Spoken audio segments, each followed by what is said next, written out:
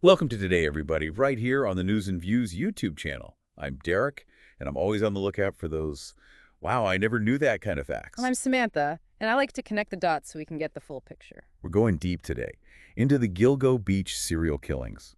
It's a story that's been going on for years, and we've got victims, twists and turns, so many questions. I mean, we finally have an arrest, but there's still a lot we don't know. Yeah, that's true. This case really makes you stop and think about the victims and how tough these investigations are. So let's set the scene. It's December 2010.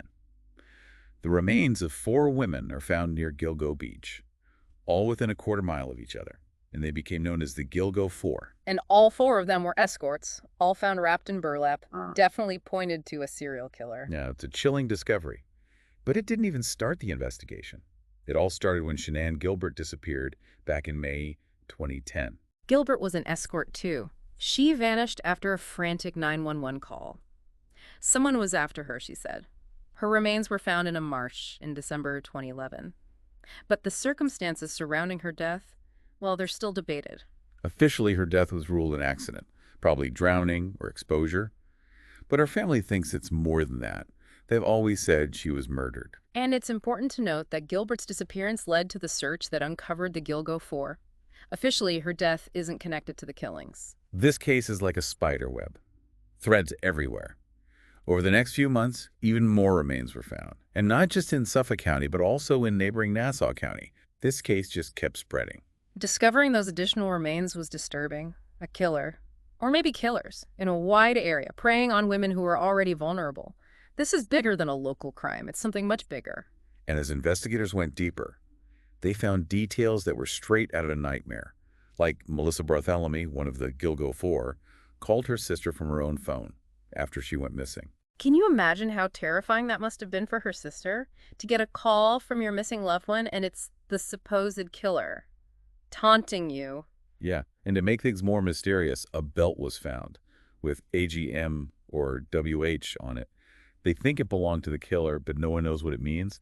It's like a giant clue just hanging there. And then a toddler's remains were found among the victims. It's awful. Adds a whole other level of horror to this already tragic case. They thought they had a lead for a while with John Bitroff, a convicted murderer from Suffolk County.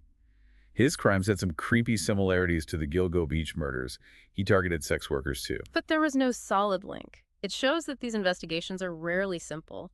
Even when you think you're close, the answer vanishes. And speaking of identifying victims, it's amazing how genealogy helped investigators put a name to Jane Doe number 6. Right. She was identified as Valerie Mack. At least her family gained some closure. Genealogy is becoming so important for these cold cases. It's like a light in the darkness. It is, helping to connect those dots and give families the answers they've waited so long for. You know, I was watching 48 Hours about this case, and one thing really stuck with me.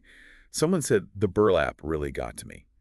It's a tiny detail, but it says so much about these crimes, the way the victims were wrapped, almost like they were just things. It is dehumanizing, stripping away their identities.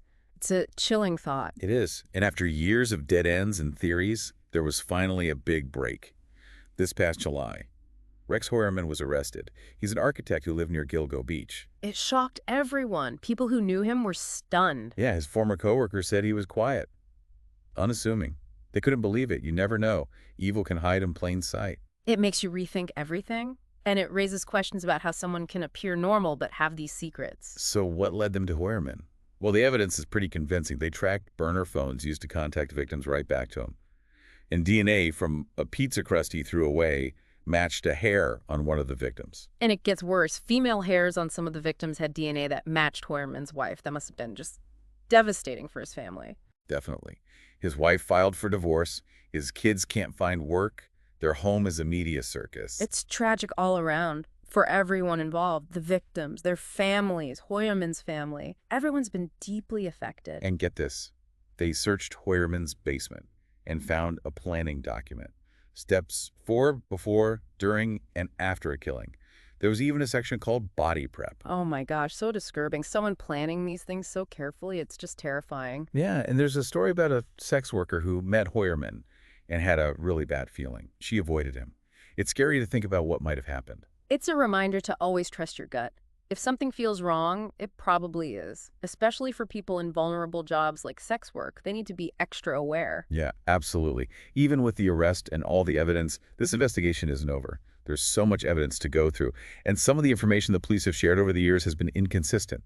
It's raised questions and fueled speculation. It's going to be a long process, but they have to get it right. Justice for the victims and their families depends on it.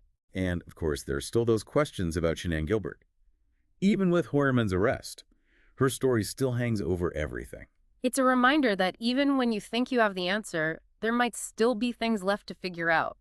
Loose ends, like a puzzle with missing pieces. This case is just so complex, so many layers. Where do we even start? Well, one thing that's really striking is how much evidence there is. We're talking 120 terabytes of data and over 400 electronic devices. It's a mountain of digital information. 120 terabytes. Wow. No wonder this is taking so long. It's like looking for a needle in a haystack. But the haystack is made of data. Exactly. And it's so expensive to process all that. It's a big hurdle for the prosecution. They've even asked for more funding from the Department of Justice. Imagine the manpower to go through it all. It's like a huge digital jigsaw puzzle. And it's not just digital stuff either. There's physical evidence, too. DNA, the burlap, that belt, tons of stuff from the crime scenes in Heurmann's house. It's a giant puzzle. One thing that everyone's talking about is the DNA, specifically a type called SNP. Prosecutors say it links hairs found on 6 of the 7 victims to Heurmann. SMP stands for single nucleotide polymorphism. It's a kind of DNA variation, and it's becoming really important in investigations. But it's not without its problems. The defense is saying that the SMP testing isn't reliable. They say it's not proven, so it's going to be a battle of the experts. So this SNP evidence could be the key. If they can convince the jury it's accurate, then that's huge for the prosecution. Exactly. It's high stakes, and the science behind SNP is right at the center. And speaking of the trial, Heurmann's lawyer wants to move it. Change of venue. They're saying all the media coverage in Suffolk County makes it impossible for him to get a fair trial. That's pretty standard in high-profile cases. They want an impartial jury. They're worried people in Suffolk County have already made up their minds. I can't imagine living there and not knowing about this case. I know, right? That's why change of venue requests are often granted. It's all about a fair trial. So on top of the change of venue, they also want the charges tried separately, the Gilgo 4 charges and the newer murder charges. Again, it's all strategy, trying to poke holes in the prosecution's case. If the charges are separate, the jury won't see a pattern. Makes it tougher to prove. It's like breaking the case up into pieces. Harder to connect the dots. Yep. It'll be interesting to see what the judge decides. This whole thing really shines a light on serial killers and how they avoid getting caught. It's crazy. One of the scariest things is how much planning there seems to have been. That planning document shows a methodical approach, almost like it was a project. It's so disturbing. Yeah. And then you add in the burner phones, fake profiles, searches for torture porn. Yeah. It all adds up. Yeah. It reminds us that evil can hide anywhere. Heurmann had a family, a job. He was able to keep that dark side hidden. A double life, deceiving everyone. Scary to think about. It makes you wonder about people, about deception. How can someone seem so normal but be so messed up? Yeah, and the story of the sex worker who had that bad vibe about Heurmann, she might have saved her own life. We should always trust our gut. If something feels wrong, it probably is. It's so important for people in vulnerable positions to be aware and protect themselves. We need to encourage people to speak up when something feels wrong. Absolutely. That can make all the difference. So what happens next? Well, Heurmann's in jail, no bail, waiting for trial. The prosecution is still putting their case together, and they've said there might be more charges coming. And I'm sure the defense is working hard, too. To find holes in the case, it's going to be interesting to watch. Absolutely. This is far from over. We've covered a lot. But there's still so much more. I'm really interested in the bigger picture here. What can we learn from all this? What does it tell us about society? Those are great questions, and we'll get to them right after this. This case, it really shows the dangers that sex workers face. You know, they're often pushed to the margins of society. It's so true. These women were daughters, sisters, mothers. They had lives, dreams, and it was all taken away. Horribly. It's easy to get lost in the investigation, but we can't forget that real people were lost. It is heartbreaking. And it makes you think about what makes them so vulnerable. Poverty, addiction, no support. It's not enough to just focus on the killer. We need to look at why these women become targets in the first place. I agree. We have to address the root causes, the systemic issues. The families, they've been through hell for years, waiting, wondering. Even with the arrest, it must be just unbearable. It's a pain that never goes away, years of not knowing. And now they have to deal with the horrible details. What can we do to stop this from happening again? Is there anything we can learn from this to help protect people? That's the question, isn't it? It's hard to say. But I think we have to start by changing how we view sex work, get rid of the stigma. Decriminalization is a big topic.